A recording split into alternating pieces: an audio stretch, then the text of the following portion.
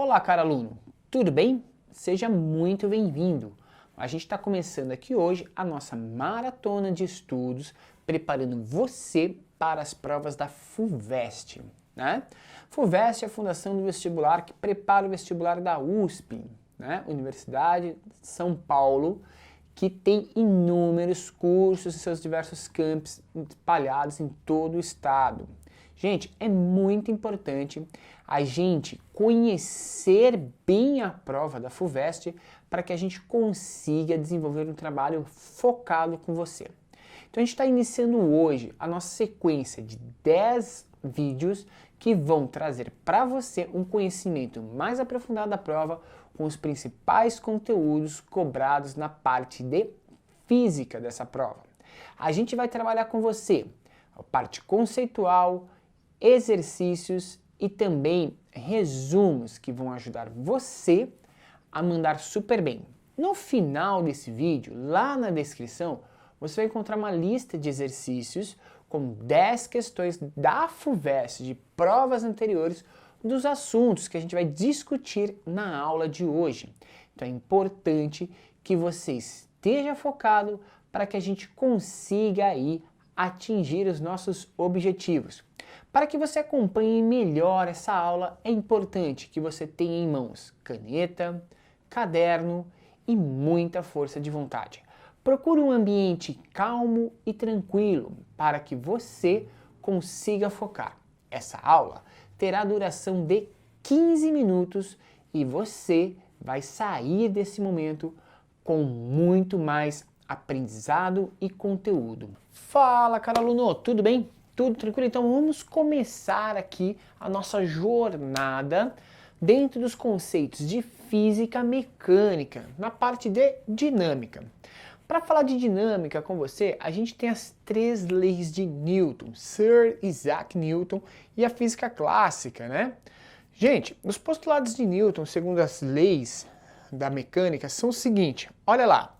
A primeira lei de Isaac Newton remete à ideia da inércia, onde ele diz o seguinte: um corpo em repouso tende a permanecer em repouso e um corpo em movimento retilíneo e uniforme tende a permanecer em movimento retilíneo e uniforme, a não ser que a interação de uma força, ok, diferente de zero altere esse movimento. Perceba que Newton está dizendo o seguinte, que o corpo ele nunca vai estar livre da atuação de forças. O que ele quer dizer nesse postulado, nessas leis, é o seguinte, cara. Newton está dizendo que se a força resultante, ou seja, a soma de todas as forças que atuam no corpo, se todas essas forças somadas for nula, nós teremos uma situação aí direta de que o corpo vai permanecer do jeito que ele estava. Essa é a lei da inércia. E você vê várias aplicações da lei da inércia no cotidiano, né? Quando você dá uma topada aí com o skate na guia da calçada, quando você bate com a bicicleta e é arremessado com a moto, ou quando você vê uma colisão entre veículos, quando você vê um cara sendo arremessado de um cavalo, cara, são várias as situações no ônibus, no trem, no avião, né? Durante decolagem, por isso que nós precisamos ficar sempre sentados. Cara, tem diversas aplicações. Você estava numa situação, você passou para outra, vai aparecer aí a inércia atuando no sistema. E aí você precisa de um sistema de segurança para que você consiga entrar em movimento junto com o corpo. Em 2019, discutiu-se a ideia aí de retirar, né, a penalidade de trânsito quanto ao uso do cinto de segurança, quanto à obrigatoriedade da utilização do cinto de segurança. Gente, quando a gente pensa no porquê da utilização do cinto de segurança, a gente pensa exclusivamente na inércia agindo, né? Você está em um veículo a 120 km por hora numa rodovia. De repente, um veículo à sua frente para, de repente, né? E aí você acaba colidindo com esse veículo. O que vai acontecer com os corpos, com as pessoas ou com os objetos que estão nesse veículo, eles não vão sofrer essa frenagem, porque a colisão foi dos dois veículos. Então as pessoas continuam com essa velocidade e são arremessadas para frente, certo? Não só as pessoas, como objetos e como animais. Por isso que tudo que se carrega dentro de um veículo é importante que esteja amarrado ou preso ao cinto de segurança, certo? Então o cinto de segurança no veículo é sim um elemento extremamente importante para garantir que as pessoas, durante uma colisão, possam ter maiores chances de sobreviver, beleza? E diminuir as sequelas aí de um acidente grave. Gente, é importante você conseguir relacionar discussões que aconteceram esse ano com aquilo que vai ser cobrado de conteúdo no seu vestibular. Então fica a dica aí para você. E aí, a gente entra na segunda lei de Newton, que é a lei da dinâmica, aonde a gente desenvolve a maior parte dos cálculos, tá? De acordo com a lei da dinâmica de Newton, ela é complementar à primeira. A primeira lei, a lei da inércia, a gente diz que a força resultante sendo igual a zero, o corpo permanece do jeito que está. Mas quando a força resultante é diferente de zero, a gente entra na dinâmica, aonde a gente diz que uma força resultante diferente de zero é capaz de pegar um corpo material inercial, uma massa qualquer, e ocasionar nessa massa uma determinada aceleração, certo? E aí a gente tem várias possibilidades dessa aceleração.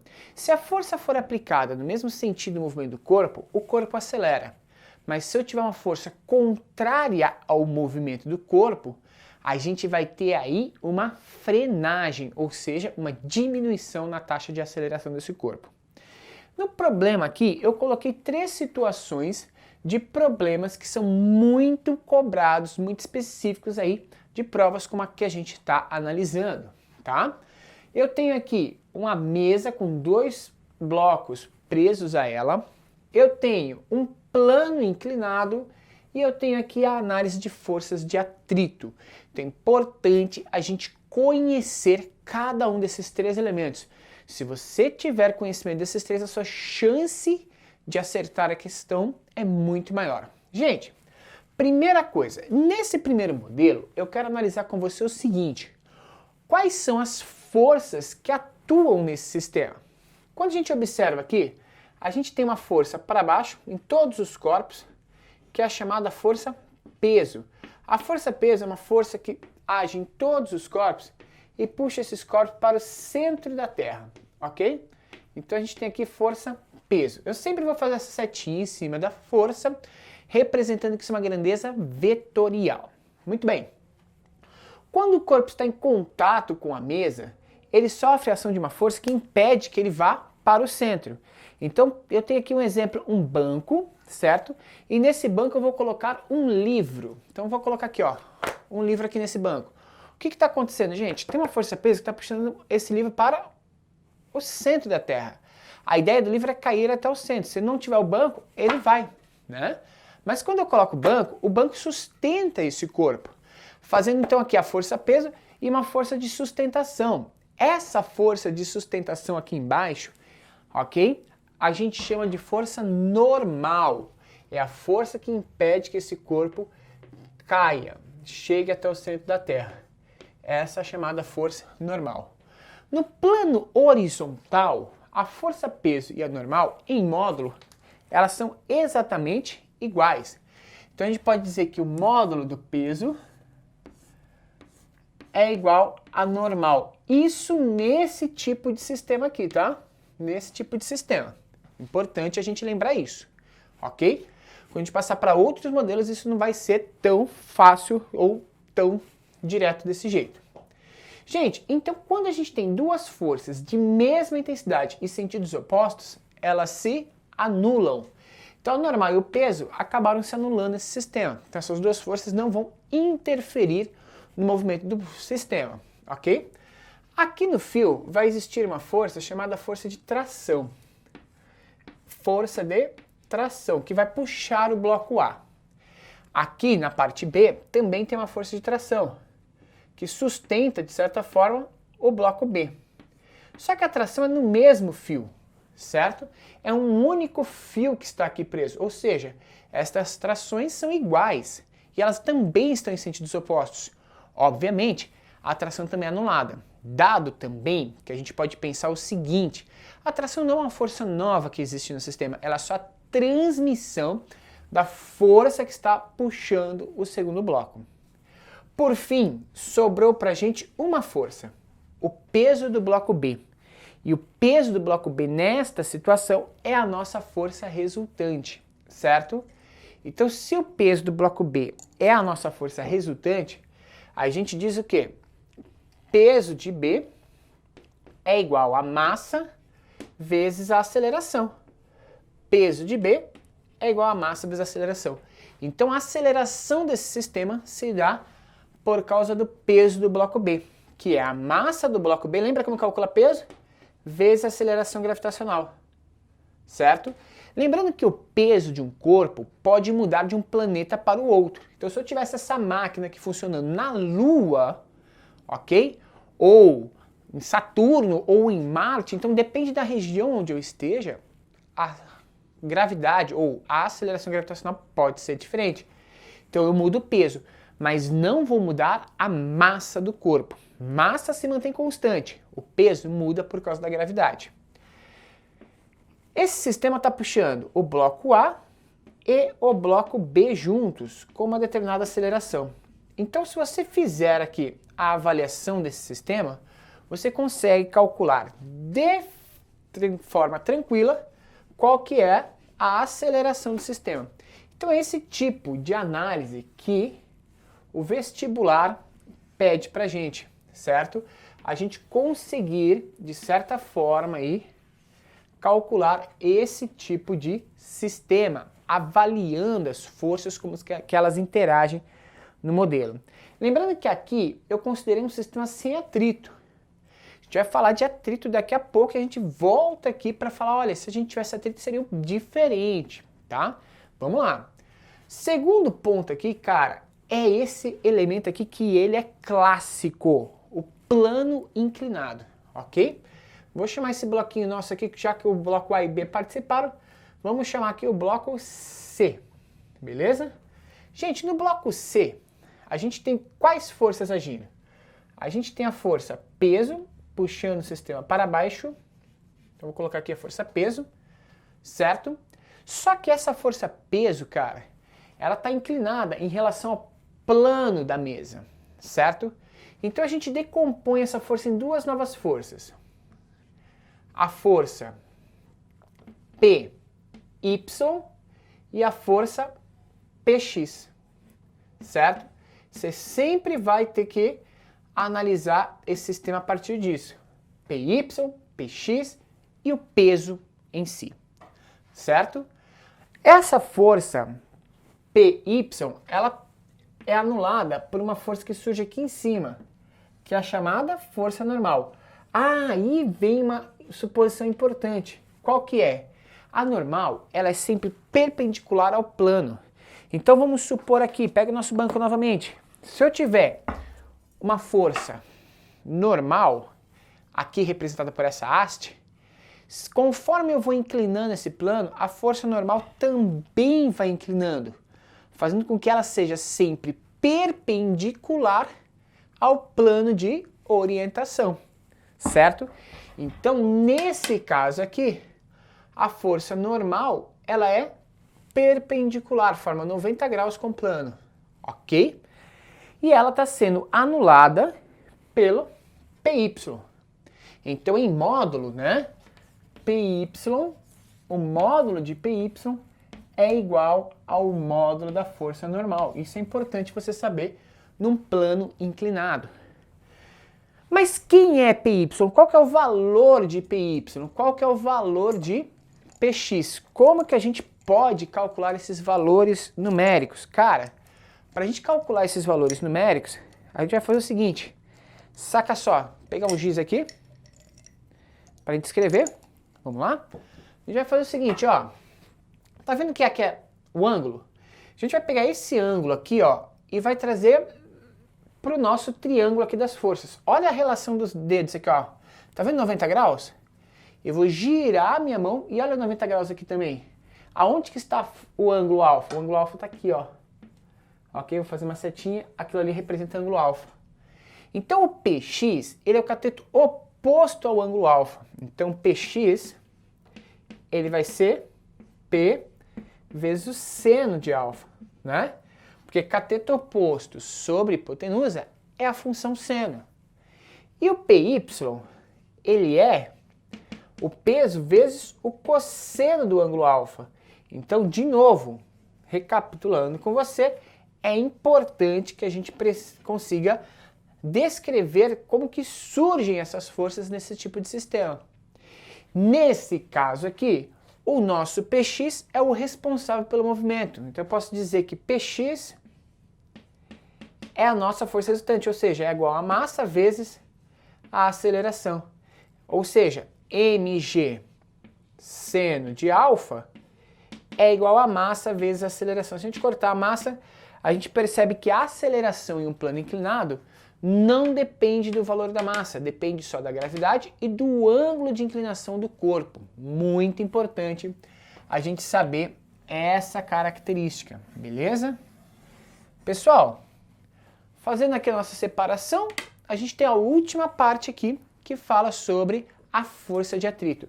Esses dois sistemas, do jeito que eu analisei, eu desconsiderei, de certa forma, a atuação da força de atrito. Boa parte dos exercícios, principalmente na primeira fase, vão falar para a gente deixar de lado aí a força de atrito. Mas a força de atrito, ela é a força de interação dos corpos, certo? Ou seja, quando eu apresento para você uma determinada superfície, essa superfície ela tem uma rugosidade, certo? Ela não é lisa perfeitamente, ela tem pequenas imperfeições nela. E quando eu coloco um corpo em cima de um outro nessa superfície, a gente vai ter aí o atrito atuando. Além disso, existem interações aí elétricas, né, entre os átomos de um corpo e de outro. Então a gente tem algumas forças mecânicas e elétricas causando esse atrito. Como que a gente calcula esse atrito? O atrito, ou a força de atrito, é calculada pela coeficiente de atrito vezes a normal.